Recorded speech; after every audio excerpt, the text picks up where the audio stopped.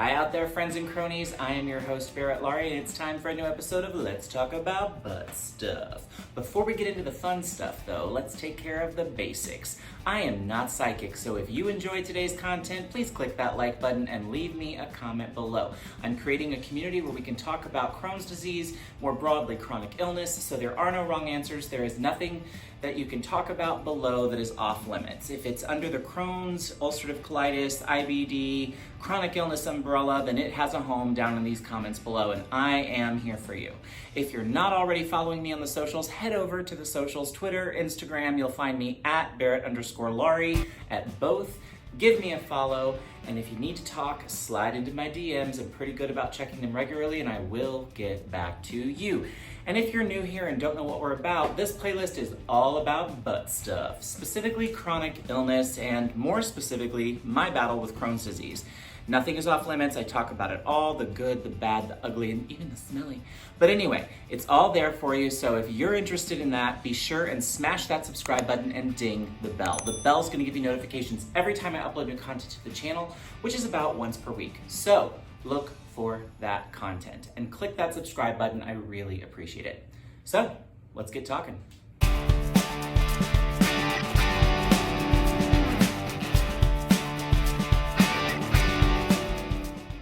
All right, cronies, let's get talking. So I am in an amazing mood, in case you couldn't tell. I'm really excited. I've been waiting to do this video since I started this channel, but I have just amazing, exciting news that I cannot wait to share. So without further ado, let's get to it.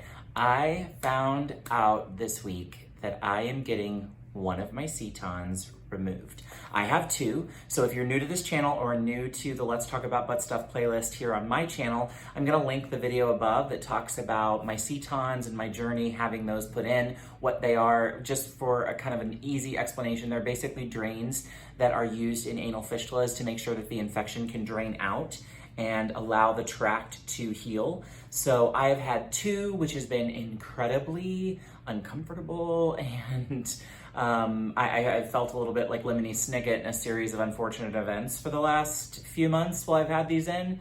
A few things right off the top. Number one, my colorectal surgeon, Dr. Radhika Smith, who is amazing. I love her. I cannot say enough good things about her, but she is a genius, and for lots and lots of different reasons.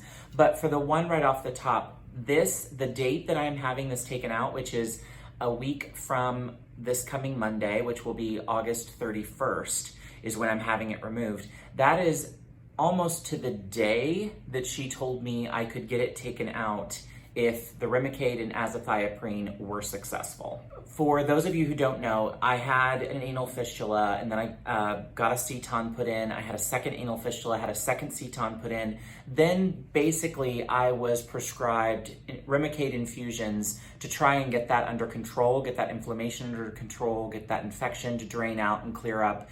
And I was put on a pretty heavy dosage of azathioprine, which is essentially a chemo pill, immunosuppressant for lack of a better word. So that is clearly working because of the two fistulas I have. One of them is not healed yet, and we're gonna get to that little bit of it in the next part of the video. But for now, for the first seton, it is looking healed. She is ready to take one out, and it is to almost the day. I mean, she said from the moment she put that one in, she said, if there is a second one that pops up, we're gonna do Remicade and azathioprine. I hope that we can take this out in the fall. And it's literally the day before Labor Day that she's taking them out, or the first one out. So excited. Anyway, so I cannot wait. I'm just so excited. So for those of you out there, there's one particular viewer, Kayla, who I've kind of chatted with on comments on a few of these videos. I hope this gives you some hope. I hope this gives you an idea that this horrible seton nightmare will come to an end. It's not forever. So yes. So first seton out, I will do a video about the experience and what it's like once I have it done. I have no idea what it's going to be like. So once that is over with, I promise I will do a video and explain what the process was like. Having it taken out, was it painful? I don't think there's any anesthesia. I think I'm just doing it in the office, which is kind of like a little freaky, but anyway. So I will definitely comment back on that when I have a little more information and it is over and behind me, so to speak. Can't wait. Okay, the other bit of news that I'm super excited about is I did a video a couple of weeks ago about how to fight your insurance company when they deny your Remicade. So for those of you who are new to ulcerative colitis or Crohn's or IBD and you have been prescribed Remicade, I would almost venture a guess that your insurance company will definitely deny your first, maybe your second claim for that Remicade infusion because they are incredibly expensive. I did a video about it. Check it out in the Let's Talk About Butt Stuff playlist and you will find the video about Remicade and the cost. For me, it costs my insurance company $18,000 every time I walk in the door just to have the Remicade done. So holy moly bajolies. So my second Seton was not healing fast enough and my GI doctor said that we were going to need to increase my increase my Remicade infusions, the dosage, and move them closer together. So normally when you have a Remicade infusion, it happens every 8 weeks or 2 months once you get outside of the loading period. So for me, that was not enough. By this week, which I have an infusion coming up the next Monday, which is August 24th, 2020, I'm already in pain, even though I'm in such a good mood. I'm truly in a good mood just because I'm so excited to have one of these taken out. But I'm in a lot of pain and my energy level is not where it normally is, even though right now it's at a 14 because I'm so excited. By the last week, I usually am feeling like a drain. I don't have the energy I had before, and if I do much of anything physical, it's gonna wipe and zap my energy.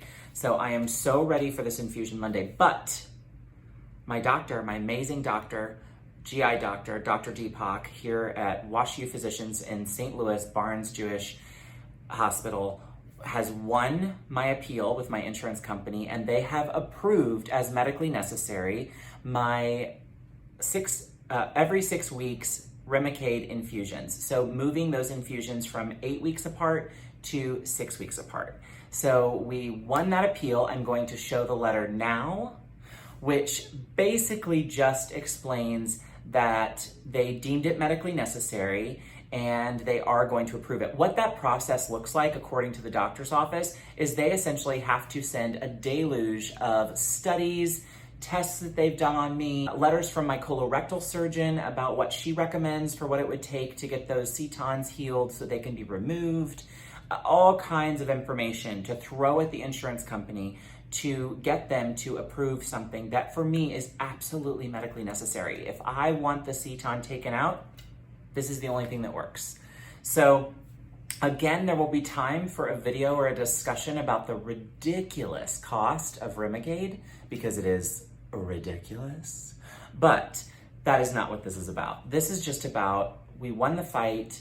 There is so much positive news coming my way this week that I just feel incredibly grateful and lucky to have the team that I have in place that really went to battle for me. So if you're out there wondering, what am I gonna do? My insurance company has denied my doctor's request for Remicade. Listen, it's not over. Your doctor can fight on your behalf. If your doctor doesn't have the staff, or if you're in a facility where they don't have the people that have the manpower and the time to do that battle for you, you can do it yourself. And what that looks like for you is you're going to Google journals, medical journals. You want studies that have been published and peer-reviewed that specifically talk about how Remicade would impact your condition, whether it's ulcerative colitis or Crohn's or what have you. But you're basically going to do as much research as you can, gather as many resources as you can that will reinforce that for you, it is medically necessary for you to have those Remicade infusions. You also want to get every copy of every test your doctor has done. So what does that look like? That looks like an MRI. That looks like any x-rays. That looks like any maybe blood work that might show that you are having some problem absorbing certain nutrients in the food and things that you're taking into your body. Trust and believe. Go to your doctor and say, I need everything. I need copies of absolutely everything. Because what you're going to do is write an appeal letter, which is basically, if you've been to school, college, you at some point have likely written a persuasive paper. That is essentially what you're doing. You're writing a letter that is a persuasive paper. You're going to state something as fact. This, for me, Remicade infusions are medically necessary, and here is what my doctor believes will help me recover quicker. It's great if your doctor will write you a letter. If they're not willing to do this fight on your behalf, I'm sure they are willing to do so.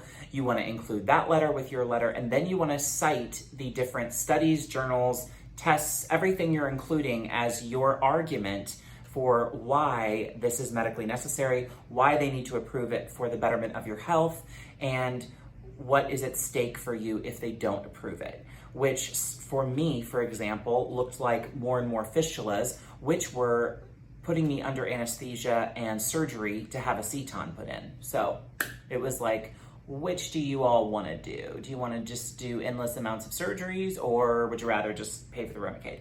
So anyway, I don't know what it'll look like for you depending on what your particular illness is under the IBD umbrella, but whatever it is, talk to your doctor, get a letter from him, him or her, excuse me, what am I talking about? That's incredibly sexist. From them, get a letter from them that states your case for why you need that Remicade infusion. And then your job, if they cannot do it for you, is just to write the best persuasive letter you can manage for why you need it. Send it off, avoid the calls from the insurance company.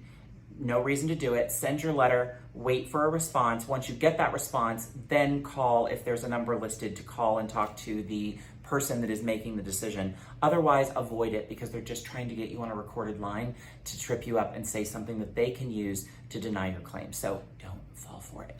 So excited, so happy, so grateful.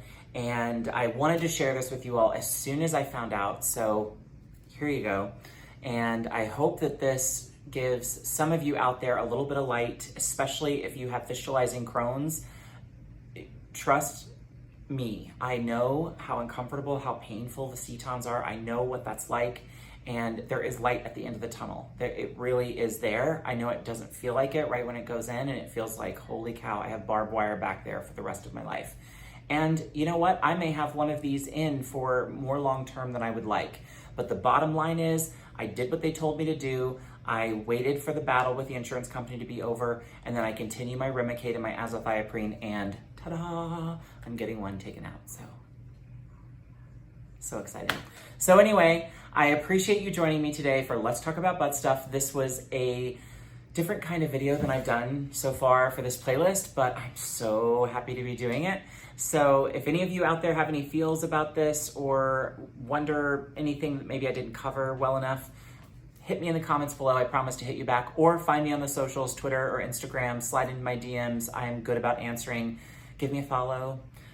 You can go on this journey with me as we work our way through chronic illness. So I wish you all well. If you haven't already, click that subscribe button and ding the bell. The bell is going to give you notifications every time I upload new content to the channel, which for the Let's Talk About Butt Stuff playlist is once per week. So I am wishing you healing, good vibes, and I hope that this brings you a little bit of joy.